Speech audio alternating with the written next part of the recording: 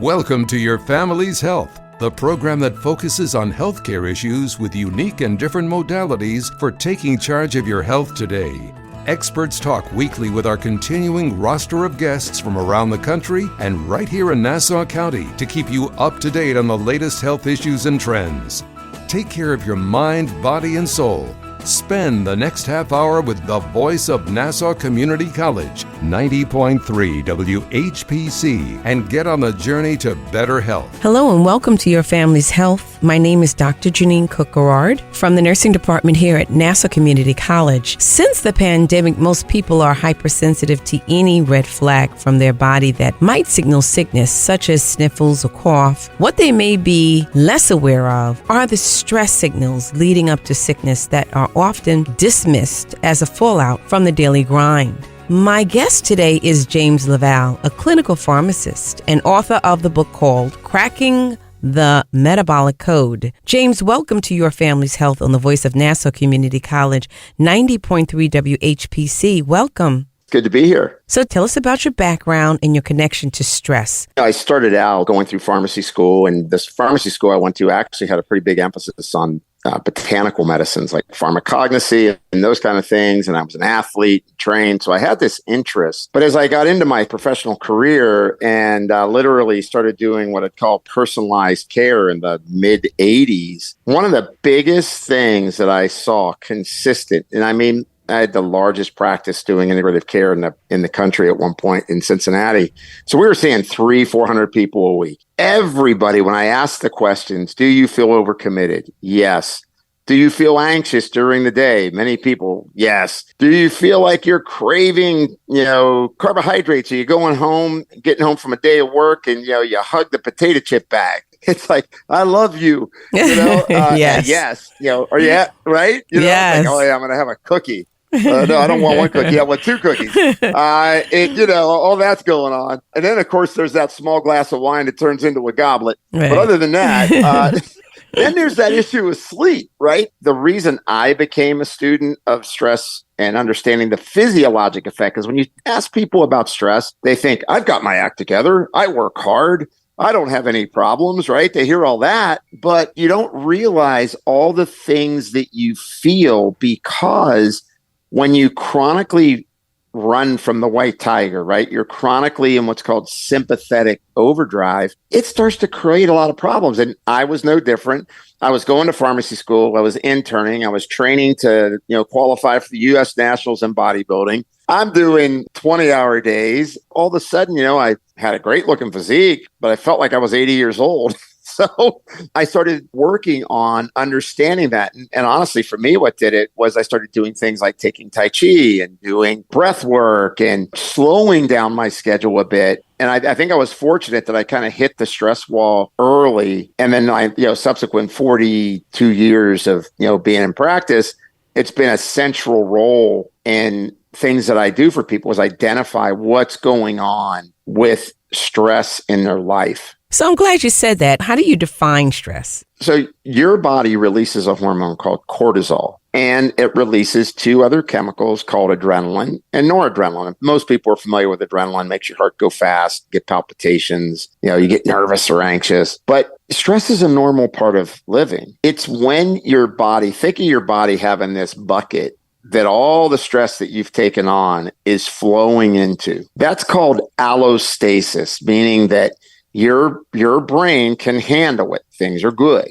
But all of a sudden, you pour one extra cup at the top of that bucket that's already full. And now that bucket of stress is overflowing. That creates a change in your brain, and that's called allostatic load. Stress is your body's reaction to an event. It could be a physical event. It could be an emotional event. It could be an accident. It could be that maybe you're exposed to something. But in the end, your body says, 5-alarm fire, there's a white tiger coming. We need to start to send out these hormones and neurochemicals. And when you start to do that all the time, meaning that you're always not getting enough sleep or having trouble sleeping, you're working long days, not taking the time to eat, not exercising, especially walking, one of the best things you can do to alleviate stress, or if you want to do yoga, or there's other things too. But as you continue to compound that day in and day out event, what starts to happen is people start to change the way they feel. Like I ask people this question all the time. Do you feel like you're pushing a thought through Jell-O?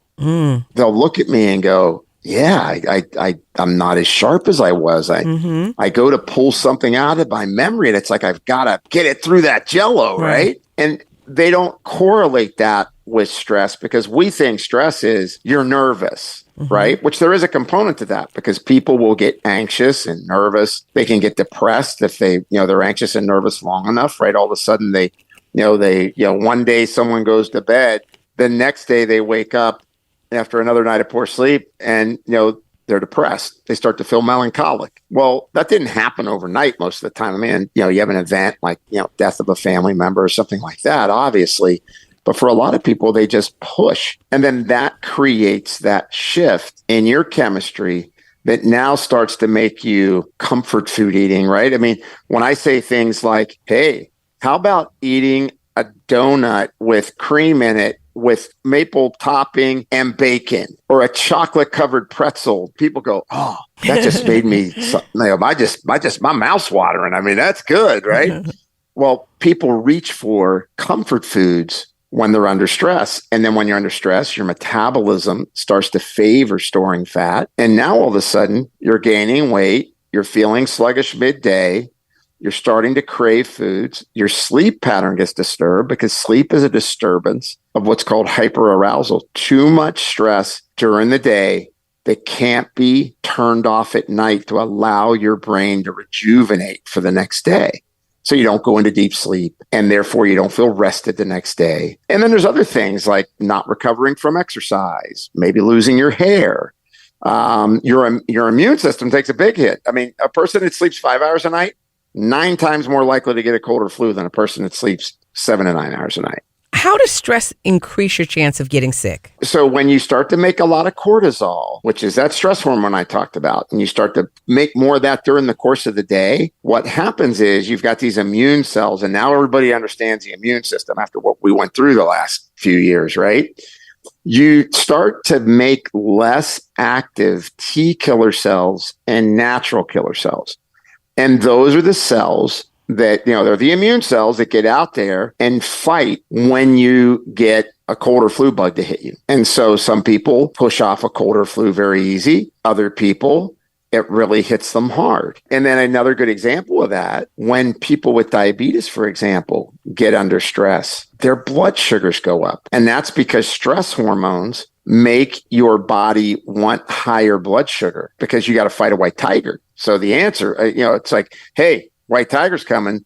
We better have glucose in that bloodstream. Well, the problem is we have a primitive nervous system in a modern world. So that last email somebody sent you, or the traffic jam you got in, or the fact you just got to go to school because maybe, either your child's getting an award and you're late getting there, or maybe, you got to talk because maybe your child did something wrong and you're upset. All those things become the white tiger. But those aren't life or death. But at the same time, you're getting kind of mini life or death experiences with your nervous system. When it comes down to eliminating stress completely, can you actually counteract stress and get your system working for you amid the stress? So I would say that the things that I have instructed people to do over the last 40 years, it falls typically in three categories. One is you are going to have to do something about managing your stress. Sometimes that's time management. Sometimes that's, hey, if you're working a 12-hour day, do breath work, box breathing, 3 minutes twice a day, or you can get an app like Inner Balance. I have nothing to do with them. It's a good app that teaches people to breathe deeper. And when you breathe deep, you turn off that sympathetic stress. So I'll teach them how to do little 4-minute exercises a couple times a day because a lot of people can't. I'm not going to do a 30-minute meditation, but I could do 4 minutes of deep breathing twice a day. Get them to do that. I want them to try to pick something that you enjoy and do that on a regular basis. Where's your source of joy? And hopefully that's not going to the bar, right? Because there's, when you think about it, when you're driving home, and if you're under stress, there's all kinds of bakeries and all kinds of liquor stores. There's no broccoli stores. The choices when you get under that urge is, oh man, maybe I'll stop and get me a pizza, right? And then the next thing is I like using supplementation because I know there's a couple things that can really help. One, when people get under stress, their microbiome can get off. So I like probiotics are really good. If somebody's going to walk into a store, health food store, Chiodophilus, really good brand. And then I really like thinking about the fact that when you get under stress, you start making a lot of inflammatory compounds. It's kind of why people that had heart disease and people that had diabetes, their body was already inflamed. And then if they got exposed to, a virus, they got sicker. So aged garlic extract, 900 publications on it. And it's been shown in human studies. And I've been human studies coming from, universities like University of Florida, UCLA, School of Medicine, top interventional cardiologist by the name of Dr. Matt Budoff has done a lot of these, and he's the head of the Interventional Cardiology Society, I believe, have done these type of studies that when you take aged garlic extract, blood vessels, get more relaxed because when you get under stress, your blood pressure can go up. But more importantly, inflammatory markers go down. So I'm a big believer that people let's just face it, most people don't eat right. And unless you're passionate about it. And sometimes people don't eat right until they're forced to eat right? I got sick. I'm now diabetic, or I have heart disease. My gosh, my doctor told me they're going to put stents in me. I got to learn how to eat better. So most people are sorely deficient in eating well. So I really like having them supplement with key things that have strong evidence behind them. So aged garlic extract is one of those compounds. When they age the garlic, it changes it. So when you take it, you don't smell like, a stinking rose, right? The old stinking rose effect of taking garlic. It gets rid of those compounds and then a bunch of new compounds when it ages, which are very good for your immune system and very good for your cardiovascular system. Those start to grow in that aging process. So I really like that. And probably the big standby that nobody gets enough of because nobody's eating that many plants. I mean, if you look at the data, the average person in the U.S., they're eating, 3 vegetables and fruits or less a day. So if you're not eating, green leafy vegetables and dark greens, you're not getting a lot of the mineral magnesium, and magnesium is needed to help your nervous system stay in balance. And you just look at the NIH, the National Institute of Health, for example, magnesium deficiency is the number one nutrient that's associated with the development of diabetes and heart disease. And just remember that that's an inflammatory process. And anything that's causing inflammation is weakening your immune system, is going to make you more prone to getting sick. You're listening to Your Family's Health on the voice of Nassau Community College, 90.3 WHPC. My name is Dr. Jeanine Cook-Garard, and today you're learning about stress and how harmful it is to your everyday health. My guest today is Mr. James LaValle, a clinical pharmacist and author of the book called Cracking the Metabolic Code. How does short-term anxiety positively stimulate the immune system? Is it good to have some stress? Short-term stress? Yes. That's a part of everyone's life. It's normal. And it actually helps your body to recruit the fight that's going on in that moment. That's like the appropriate stress. It's that chronic stress that people have that starts to really, disrupt the, immune function, blood sugar, and all the things that we had talked about.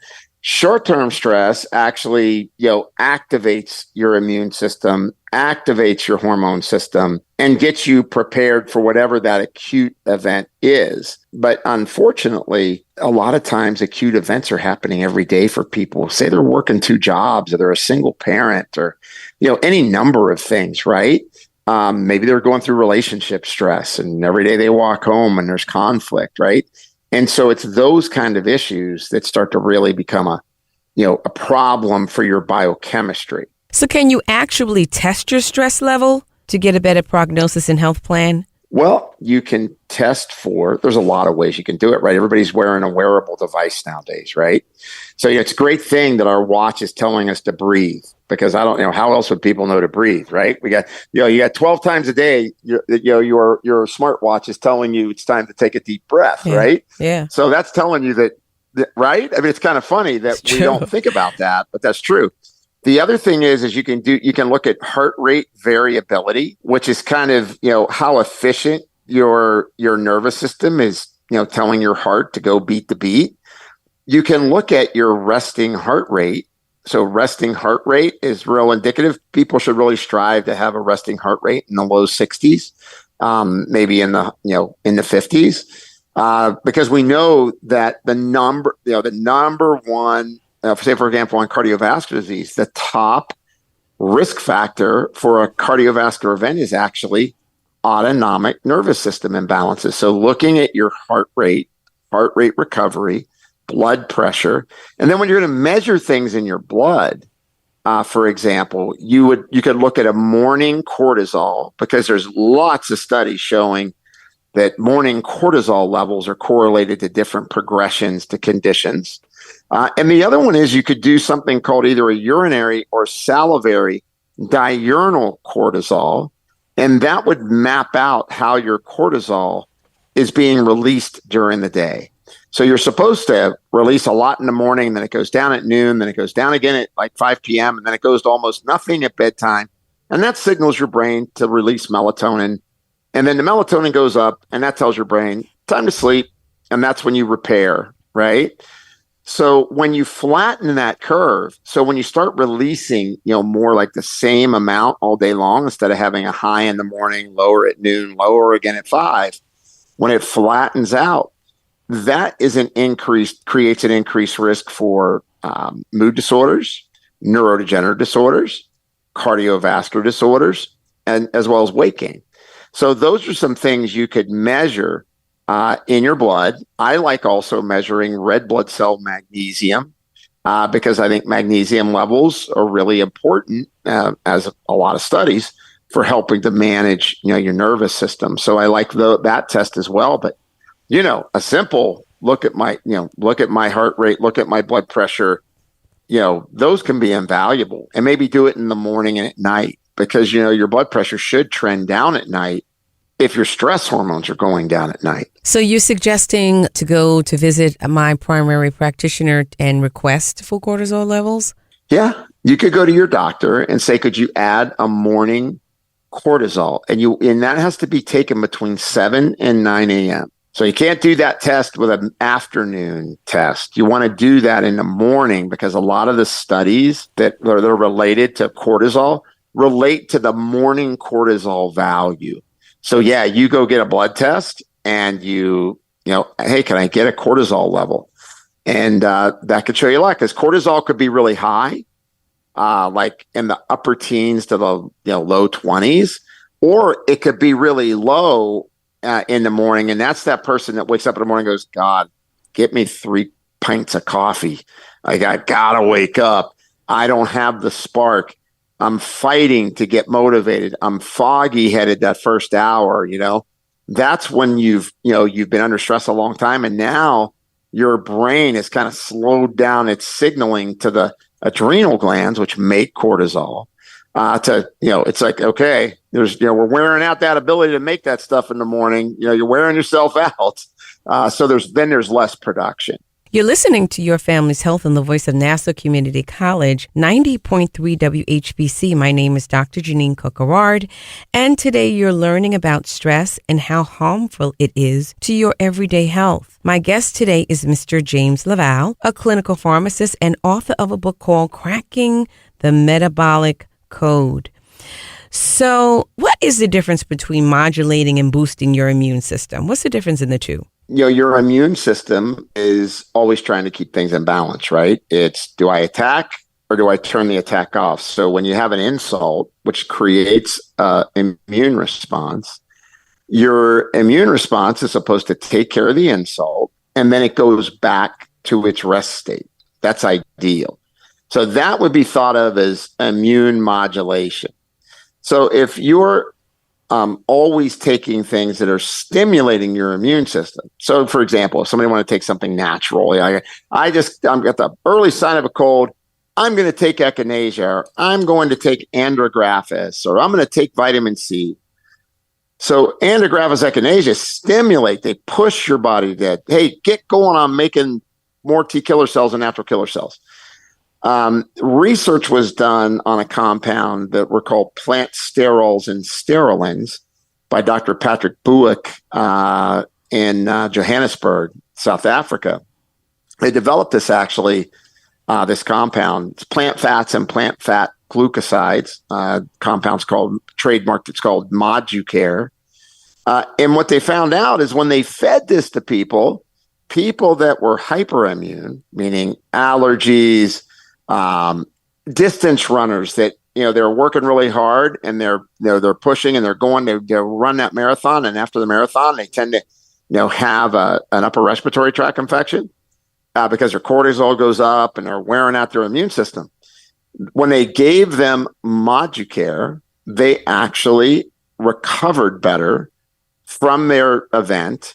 And people that were kind of hyperimmune helped them to, reduce that excessive immune response. So basically, what Moducare is doing is helping to balance out the signaling between what's called the Th1 and Th2 immune cells that are driving or trafficking what your immune system should be doing. So I use that a lot. I mean, I've taught it. I mean, I'm the academic co-chair for the American Academy of Anti-Aging Medicine and the master's program in integrative medicine at George Washington School of Medicine and Health Sciences. When we're teaching our students, we're trying to get them to get that whole person health perspective that everyone's looking for now. And this is one of those compounds that, because people aren't eating a lot of plant foods, it'd be great if they ate a lot of plant foods every day.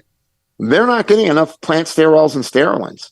And so this is a way to get that specific nutrient that's so important to get it in a capsule, concentrated, but to help keep your immune system in balance. So this would be something that you would take on an ongoing basis versus, say, taking echinacea or golden seal or even Valtrex, right? Even from the drug side, right? You take certain things to decrease, say, a viral infection by attacking the virus and decreasing the inflammation that's occurring by the virus. Those are temporary things you're doing because of an acute event. And instead, when you modulate your immune system, you're just trying to keep it ready to fight. So how does the body distinguish between a detrimental stress versus a good stress, like working out being a good stress with weights or doing cardiovascular versus a bad stress, maybe a catastrophic event or maybe a worrisome situation?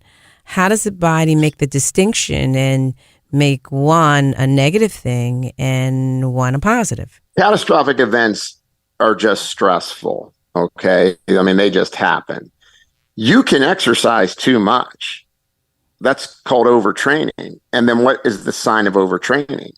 People they get sick. Their moods change, right? They don't recover from their exercise. And so when you say exercise is a good thing, exercise at an appropriate amount for an individual is a good thing, but you can exercise to an excessive amount and it becomes a bad thing, right? So it's understanding that your body, you could be the CEO of $100 billion company and you work 20 hours a day to get there. And that was a good thing because you got everything you wanted and you started a foundation and the world is better because of you. And then you quit your job and a year and a half later, you have a heart attack. We hear that happen all the time, right? Mm-hmm. Executives that, quit their job, they're out of the fight or flight. Typically, stress response, like the negative impact of stress, occurs 12 to 18 months post-event, right? So, if you're pushing yourself, even though it's positive stress, if you're not taking those measures to counterbalance that stress, you will still experience, and I have this all the time, I talk to executives frequently. And they go, yeah, man, I'm foggy headed and I'm not sleeping well. I don't take meetings in the afternoon anymore. They're doing a positive thing, but because they're pushing themselves hard, it's still the stress of excessively loading stimulus into your body creates that shift or change. And so your body doesn't necessarily distinguish it. Moderate exercise for most people, it's good. There's plenty of studies that show that it's good for your immune system. It's good for your neurotransmitters. When you go to intense exercise, and I have athletes and teams in all 5 major league sports that I consult with, I see this all the time. The harder someone pushes, the more prone they are to develop, an injury or, exhaustion, inability to recover, mood changes, sex hormone changes, sex drive goes down, weight gain can go up. And so it's really a matter of dosing, right? When if you think of stress as dosing, it's a matter of the dosing of it. And so some stress is good, right? It is good. Too much stress is not. Some exercise is good. Too much exercise is not. So that, and when I try to explain that to folks, what really differentiates a professional athlete from other athletes, it isn't their body, because I can show you a lot of people that never made it to the pros that had beautiful athletic bodies, but their nervous system wasn't operating efficient enough. And so your nervous system is tied into that fight or flight response. How well do you recover after? How quick do you respond? So all of those things, I think, play into understanding it. When we hear the word stress, it's not about if it's good or bad, because we all have it. It's how much do you have? How well are you tolerating it? What countermeasures? Are you taking aged garlic extract? Are you taking a probiotic? Are you working with other, people, right? So that's helping you to kind of overcome. Maybe you got a team approach now in your office instead of you trying to take the load yourself. What are you doing to countermeasure the effect of stress? So where can someone find your book? Amazon's an easy one. And then bookstores got it. You can certainly get it ordered.